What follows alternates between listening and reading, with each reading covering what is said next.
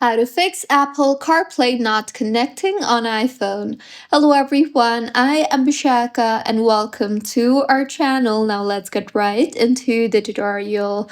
First things first, confirm that your car supports Apple CarPlay and that it is enabled in your vehicle's infotainment system. And if you're unsure, you can check your car's user manual. Now, if you're not being able to connect your CarPlay, then what you can do is you can simply restart your iPhone as well as you can restart your car for about 30 seconds and wait about 30 seconds and then try connecting again and it should work.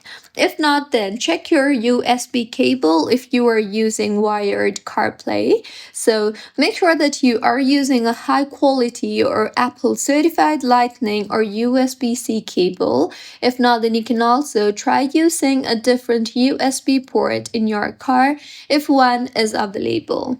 Also, open settings on your iPhone and then tap on General here. Further, tap on the CarPlay option you see here and then go ahead and select your car from the list. And if your car is not listed, reconnect it using car's instruction. Also, make sure to enable Siri. So in settings again, tap on the Apple Intelligence and Siri option or simply tap on Siri and then go ahead and make sure Siri is enabled as CarPlay requires Siri to function properly. Also, make sure that you are connected to Bluetooth. So tap on Bluetooth and toggle on the toggle button for Bluetooth and also make sure that you are connected to Wi-Fi. And if not, then you can simply connect it. Now go ahead and reconnect to your car again and see if that helps. If not, then in settings again, tap on General and then on CarPlay. Further, tap on your car option and then tap on the Forget This Car option you see there and forget the car and then reconnect to your car again. If not, then in General again, tap on Software Update option you see there and update your iPhone to its latest version.